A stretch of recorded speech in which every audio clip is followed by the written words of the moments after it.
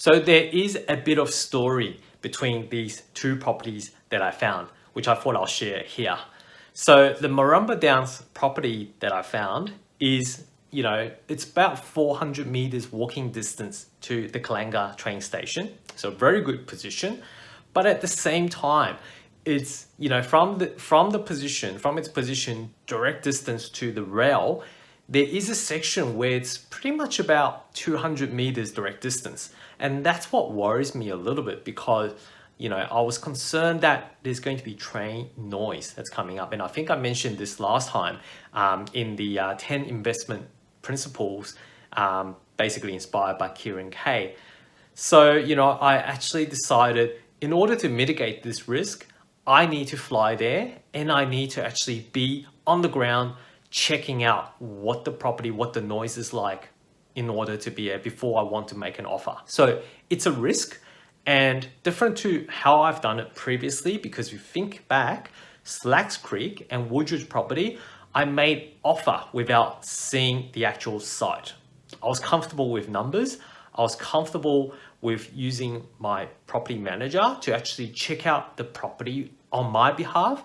And then I was happy to put a figure on it. But this time, there's a couple of reasons. One, I want to mitigate the rail noise. Two, I want to see what it's like on the ground because I have not made that trip yet.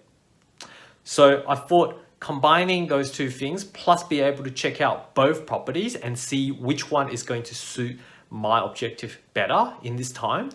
That's why I decided to make the trip. So slightly different strategy this time. But I'm glad I did because when I actually hit the ground, I was able to, first of all, actually try to walk from the property directly to the train station, the Kalanga station, which at that time is still being built. But the structure is already there. So I could even time myself from the time where I start walking from the actual property and stop when I actually hit Kalanga station. And I was quite happy with it at that time. Two, I basically just stood there and then waiting to see what the noise is like when the test train was running. When the test train was basically running, is it noisy enough for me to be a concern? So after being there and and working out what it feels like, what the noise level is like, I was kind of happy that it's not too bad. It wasn't going to be squeaking all the way through and annoy the hell out of my tenant. So on that basis, I was happy to tick off on that. The other part of the trip, which relates to visiting the other property, so the one on top of Anzac Parade. So just a bit of story there as well. It's a couple streets from Anzac Parade or close to the Kalanga Shopping Fair. I think it's called Kalanga Fair, which is the shopping strip on Anzac Parade for Kalanga. And it's a high set, but it's got the fibro bones. So I had a look at it. It's, it's not ideal. I mean, I love high sets, but I already had 2 high sets in Slacks Creek and Woodridge. And this time, I'm just contemplating in terms of what I can do with this property.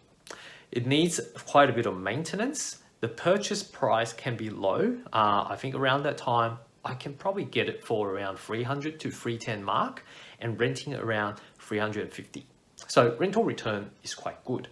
But the thing is, it's not within walking distance to the station.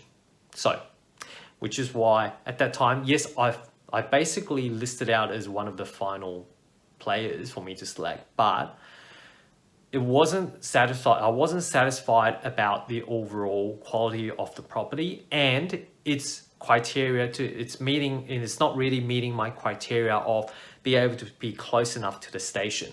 So even though the purchase price is really, really attractive, and I must admit it is quite attractive, but at the end of the day, I still want to pick something that's going to give me the maximum growth. So I stayed true to myself. After comparing these 2 properties, I chose Murrumba Downs because it fits the train station distance and it's within the 2-kilometer distance to the Petrie station.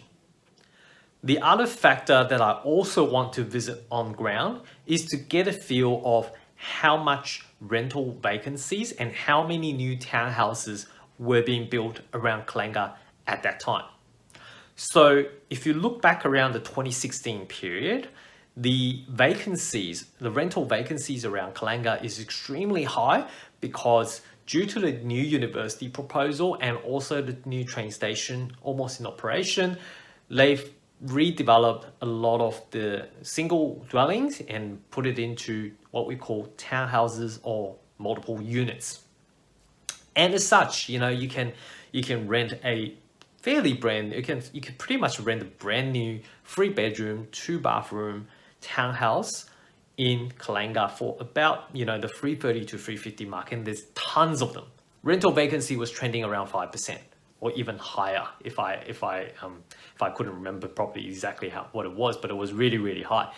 So I also want to mitigate this on the ground. And what I saw essentially is, yes, there's heaps of townhouses, but the house, the standalone houses with a proper backyard is still being leased out properly, So I was concerned about, if I buy the Murrumba Downs place, am I going to be able to achieve a rental return of $350 a week? Keeping in mind that my purchase price was about $335,000. So I would like to achieve as high rental return as possible, of course. So, I head up on the local agents and, tee up a time with them, catch up coffee, just to understand what's the rental demand for houses around the area, not townhouses, houses. Because if you look at SQM research, the rental vacancy they have there is aggregated. So it doesn't split out, if there's apartments, what exactly is a rental vacancy for apartments, what exactly is a rental vacancy for townhouses, and what exactly is a rental vacancy for houses. So it's all lumped together. So that's why it's very, very difficult. And having spoken to a number of agents and caught up with them, I got the assurance that yes, the actual property or houses around that time doesn't have a problem being rented out. It's the townhouses that's skewing the numbers of rental vacancy. So therefore I got my assurance there again, and I took the jump. I bought the Murrumba Downs property after a bit of negotiation. It's a 311 beautiful single veneer brick block, single veneer house on a 600 square meter block. The house has been looked after. It's not bad internally. It's got a bit of freshen up to do.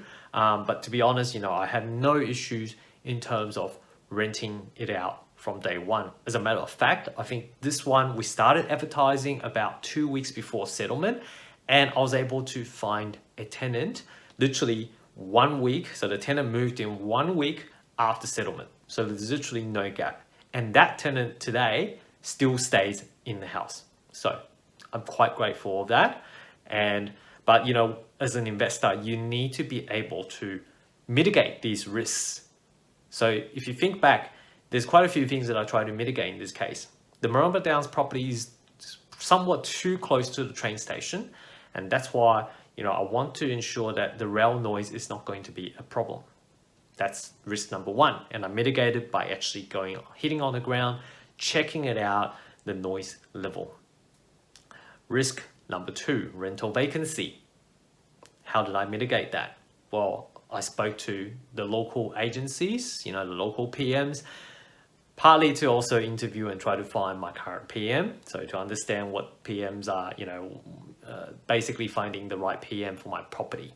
So I was able to actually interview them to a degree, and also get an understanding of what the rental market is like locally, because you won't get better information than speaking to the people that's working in the suburb day in and day out.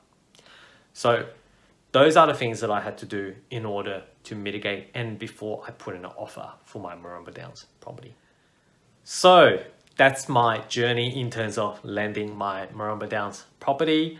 It's certainly not an easy one, but as you can see, and I hope that you do, by laser beaming focus what you want with the property. So in this case, I want capital growth. How do I get capital growth? Well, close to train station, which is basically one of my criteria, within 2 kilometers of the new university site. So those two things allow me to narrow down exactly where I need to look for and what I need to look at. And then all I need to do is just check realestate.com.au every day to see the new listings and whether it falls within the range of criteria that I want.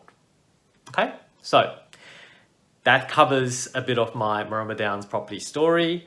Next time, I think what we'll do is we'll do the 3-year review of the Murrumba Downs property. And trust me, this one is not going to be as bad as the Woodridge. I think the Woodridge is probably the top performer in terms of the non-performing in my portfolio. But having said that, we'll have a look. We'll take a look at 3 years on what happens to our Murrumba Downs property next time.